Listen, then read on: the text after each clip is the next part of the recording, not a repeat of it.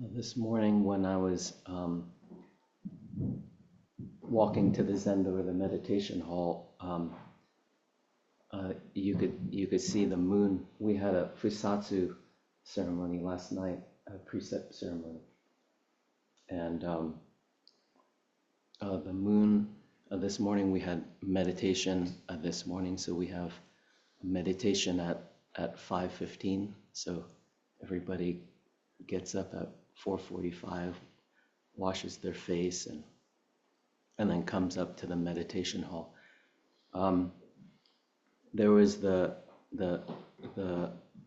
full, bright moon last night, and it shined all over the mountain. It almost looks like the lights are on. There's the sun is out, but it's the moon. But it's a wonderful thing when you can see you can see your own arrival by looking out, but you're not really looking out, but you're looking at this self, but not this self, not Nyoze, not the Nyoze self, but the self of everything, and then the moon appears. So the New Year's is very interesting because in our regular world or condition where we kind of, actually I did say it too, the 31st, you say bye-bye, bye-bye, bye-bye old year, and then you wrap it up, and then you begin the new year. So to begin the new year is interesting because within the new year there's many new possibilities, but if we look at the old year, or do we bring our practice or from the old year into the new year? So maybe it's a way of being, all the things that we've done in the past year.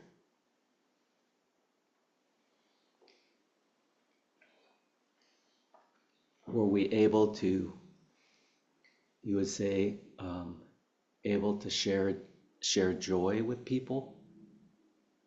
Or were we able to cultivate, you would say, positive feelings or negative feelings? If we bring maybe our, I don't know, maybe our conditioned self from the old year to the new year, then maybe it's not a new year. It's a conditioned way of, it's just bringing one moment to the next and then saying that it's a new year. But to arrive like we do with ourself, and when we arrive at the ground that we stand on, then we see the moon, and then the moon is the new year. The moon could be the old year too.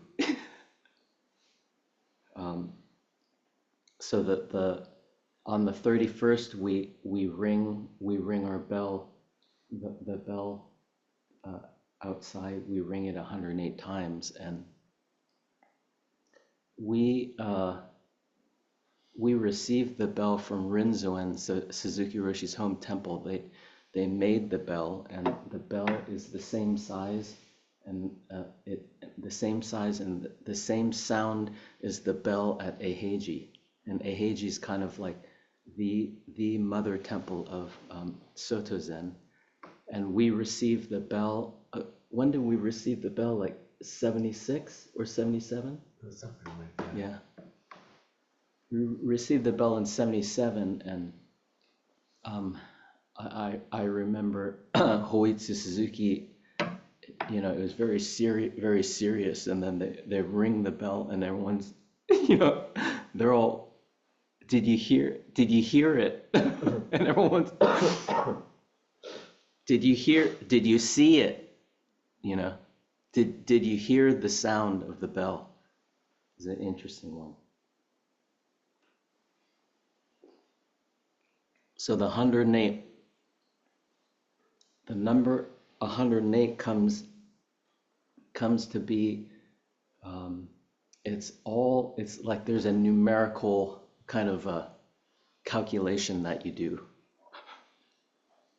and it has to do with our senses, how we see things.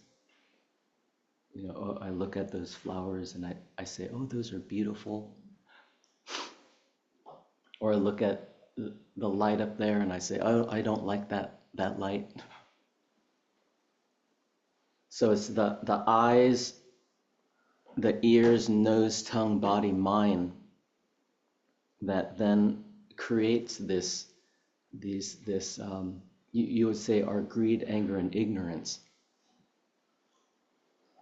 So this 108 is it's our greed, anger, and ignorance, in which we create this greed, anger, and ignorance, no matter if we're aware of it or not.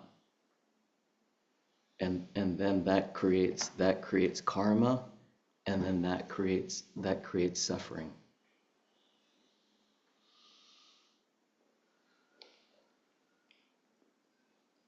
They say that I think it is called bono, which is this ignorance, or it's mumyo is means ignorance, or no light, means no light.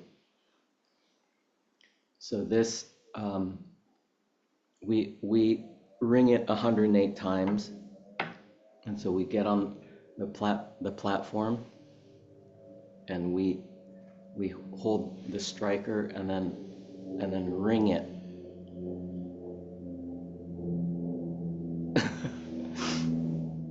we hit the bell, and then it sounds.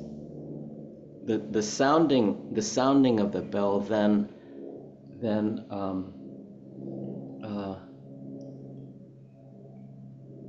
it creates, you would say, the sound of the universe, or going beyond the sound, which is actually an atonement, or being at one-ment with then actually our greed, anger, and ignorance. So in our regular life, or we again, like I was saying, we wrap up the year, and then we package the greed, anger, and ignorance, and we say, bye-bye. There's a new year coming, but I don't want to look at my greed, anger, and ignorance. But as practitioners, and as people who are awake, who are alive, we come to our practice with this greed, anger, and ignorance, and we actually we receive it, or we actually embrace this greed, anger, and ignorance, and at the same time we're able to let it go through actually zazen. So this zazen is extremely important, or this just sitting is basically, it's realizing this greed, anger, and ignorance that we have, and all the fabrications of your mind when you're sitting there. We realize, oh, we didn't get the sale at Costco that yesterday, or is there a sale going on next week, or maybe family problems, you know, when we're sitting. But when we're sitting, we let these thoughts go, and we become impartial to these thoughts, and we realize, or actually we don't realize, but the thoughts realize themselves.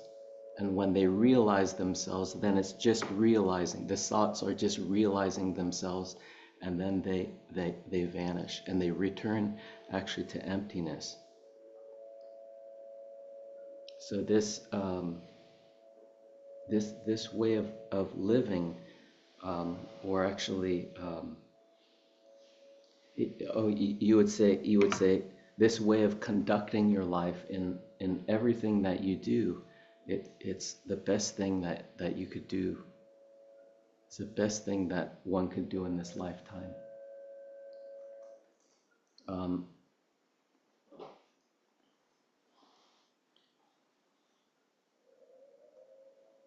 There's a story of when before the Buddha became enlightened, and then the Buddha sat under the Bodhi tree, and of course the Buddha was challenged then by the evil Mara.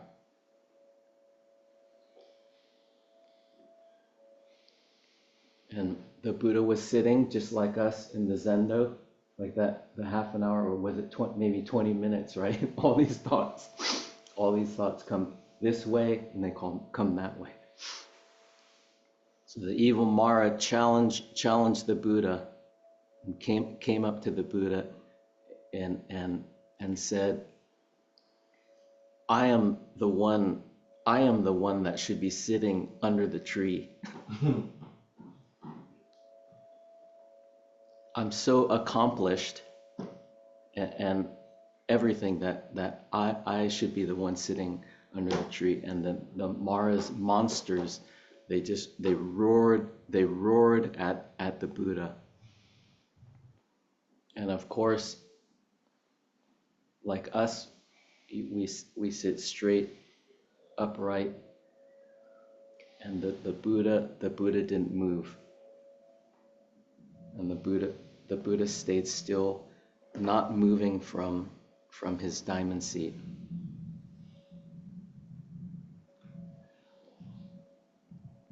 Again, the monsters came. The monsters came, and then they roared at the Buddha.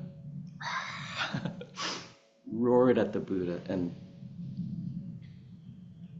they said, "It's Mara's place, you know." It's Mara's place, and you need to have Mara sit here.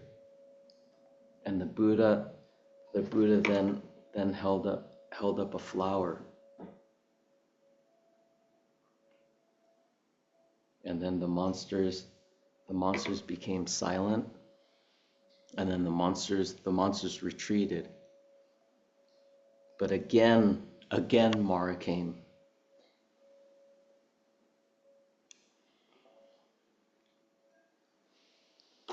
Mara came back and said to the Buddha, who will be actually your witness? And then at that moment, the Buddha put down his hand and touched the earth. And when the Buddha touched the earth, the ground trembled, and then all the leaves from the Bodhi tree fell. And at that time, then the earth responded and said, I will be your witness. The earth said, I will be your witness. And when that happened, then Mara vanished in the night. And then the morning star appeared in the sky, and then the Buddha saw the star. That wasn't, maybe the star saw the Buddha. But this is this story is very important to come back actually to the place where we sit,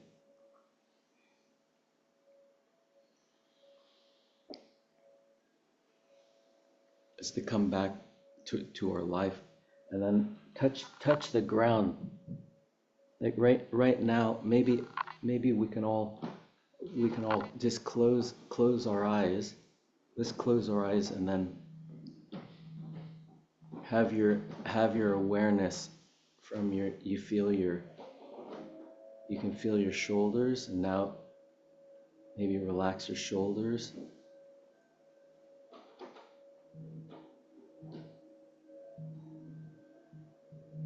Now have your awareness move to your chest.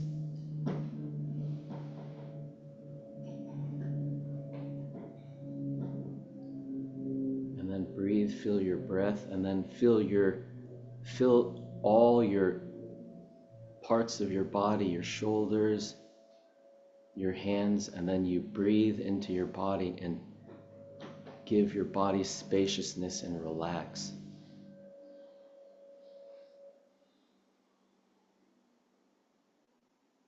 And now you move your awareness down to your belly area.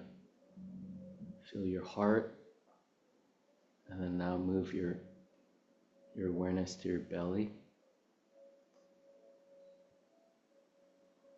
And now how your body connects actually with the earth or on the cushion.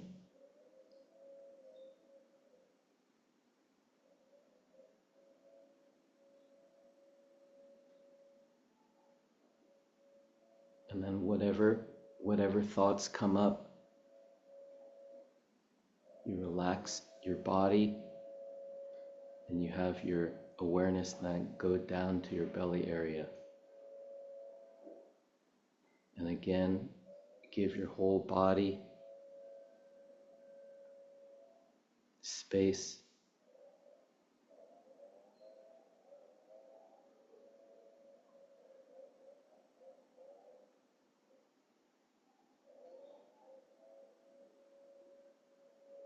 And we can open up our eyes.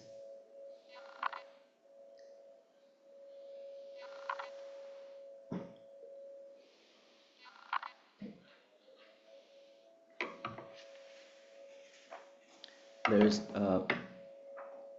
last night I of course I was trying to find out something to say this morning, so I ran across this book. It's by Nyoze. It's Tracing Back the Radiance, and it's Nyoze was a great Korean master, and he was actually the founder of the Chogyam order. See, I'll read some of this.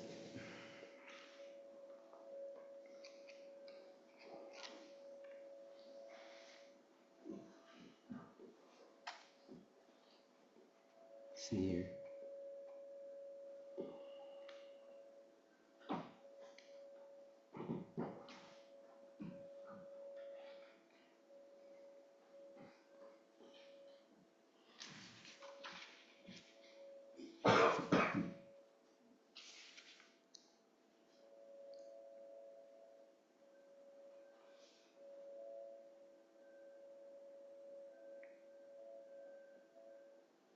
So he talks about, of course, this might get pretty heavy, but he talks about a sudden enlightenment or sudden awakening. So the sudden awakening could be maybe when you're walking. It could be you see a bird fly through the sky. That could be a sudden awakening, or you see the moon, or you hear the sound, but it's not you hearing or you seeing or you walking, but it's actually the walking of the universe. So it's this this self that becomes the self of the universe. So that's he talks about this sudden awakening. When the ordinary person is deluded, the person assumes that the four great elements are the body and the false thoughts are the mind. The person does not know that his own nature is the true Dharma body, does not know that his own numinous awareness is the true Buddha. The Buddha is the awakened mind. He looks for the Buddha outside the mind. When he is thus wandering aimlessly, the entrance to the road might by chance be pointed out by a wise advisor or teacher. If in one thought he then follows back the light of his mind to its source. So this is really important. It's returning to the source, which is actually the groundedness of your whole being. So it's before we see, then it's the seeing of all things.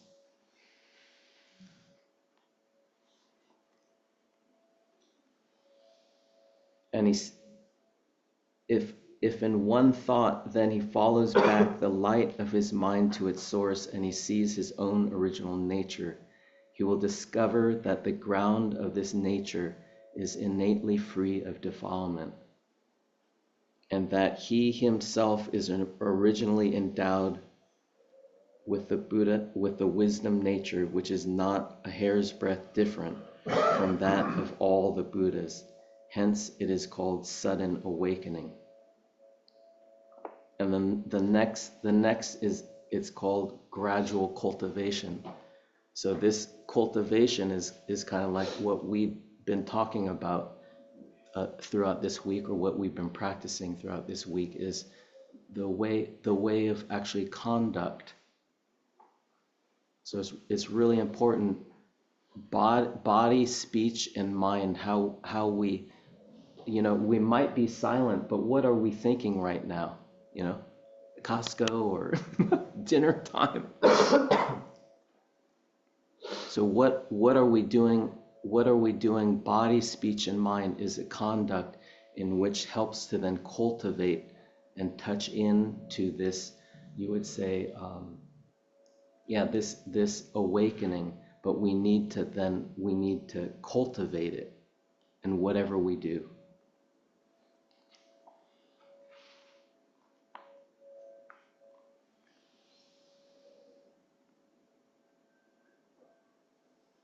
Although he has awakened to the fact that his original nature is no different from that of the Buddhas, the beginningless habit energies are extremely difficult to remove suddenly, and so he must continue to cultivate while relying on this awakening.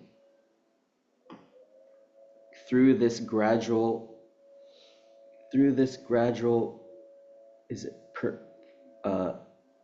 permeation, his endeavors reach completion. He constantly nurtures the sacred embryo, and after a long time he becomes a Buddha. Hence, it is called gradual cultivation.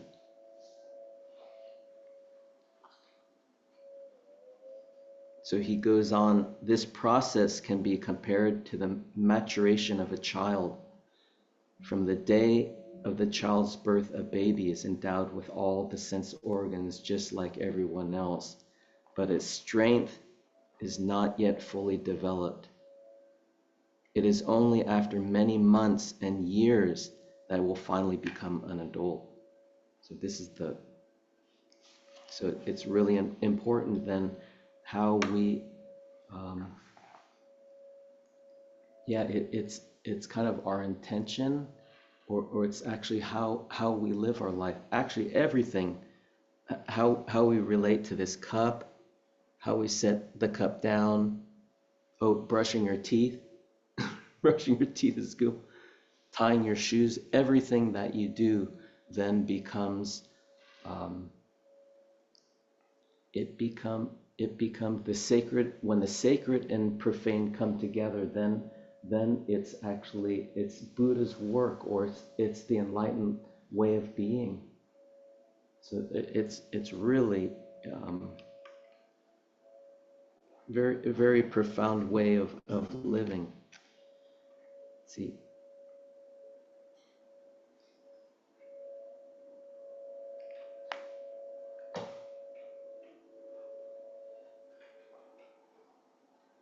so a student asks, in our case, what is the mind of emptiness and this calm, numinous awareness? And Chinol says, what has just asked me this question is precisely your mind of emptiness and calm, numinous awareness. Why not trace back its radiance rather than search for it outside? For your benefit, I will now point straight to your original mind so that you can awaken to it. Clear your minds and listen to my words. From morning to evening, throughout the 12 periods of the day, during all your actions and activities, whether seeing, hearing, laughing, talking, whether angry or happy, whether doing good or evil, ultimately, who is it that is able to perform all these actions? Speak. If you say that is the physical body which is acting, then at the moment when a person's life becomes to an end, even though the body has not yet decayed, how is it that the eyes cannot see, the ears cannot hear, the nose cannot smell, the tongue cannot talk, the body cannot move, the hands cannot grasp, and the feet cannot run? You should know that what is capable of seeing, hearing, moving, and acting has to be your original mind. It is not your physical body. The four elements which make up the physical body are by nature empty. They are like images in a mirror of the moon's reflection in water. How can they be clear and constantly aware, always bright and never obscured? And upon activation, be able to put into operation sublime functions as numerous as the sands of the Ganges.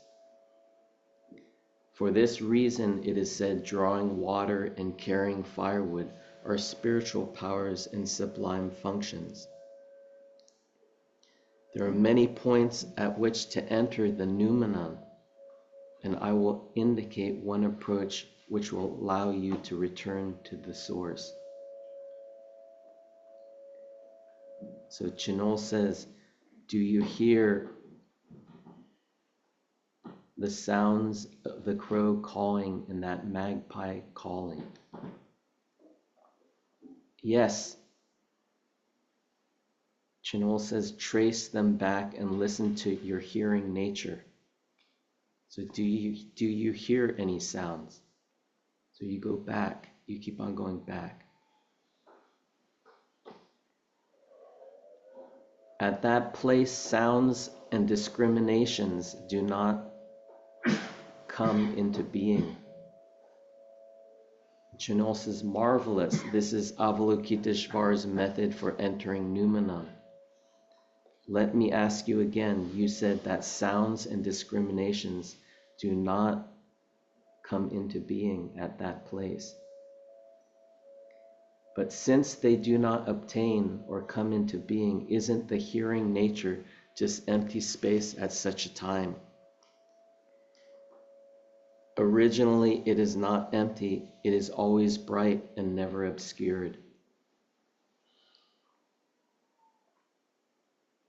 What is this essence which is not empty?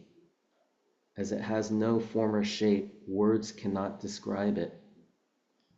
This is the life force of all the Buddhas and patriarchs.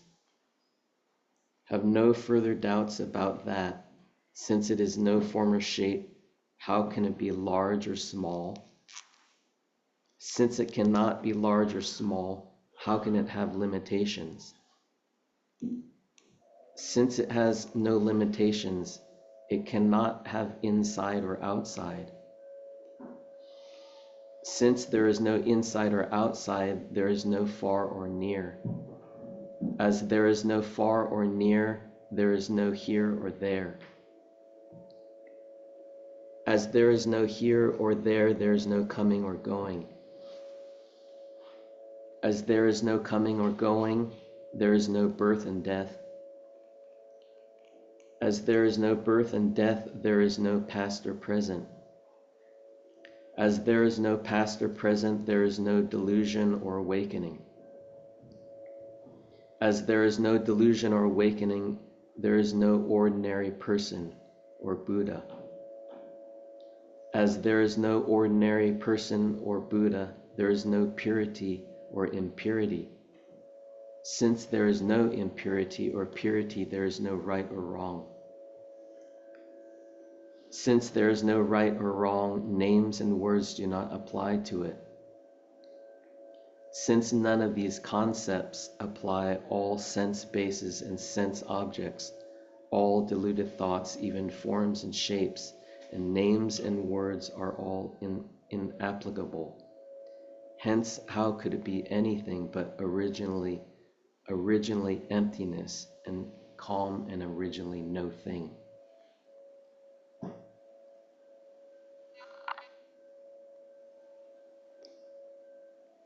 So this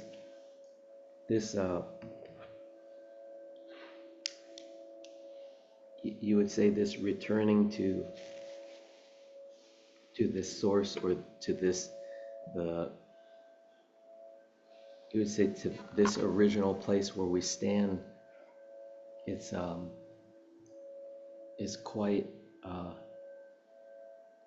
you would say quite deep and profound, but it's just our original nature, and also it's our everyday activities. But just like Zazen,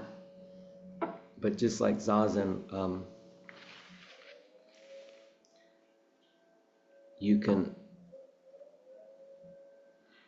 there's a spot to hit, and maybe it's like it's like a blacksmith that has a hammer, and you can wave it around however you want to, but you need to hit that spot on the anvil in order to actually shape the metal.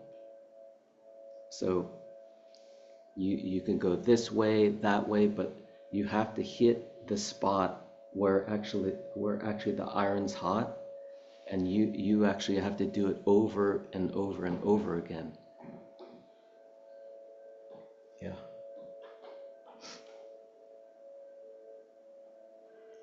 And that's how your life then will unfold.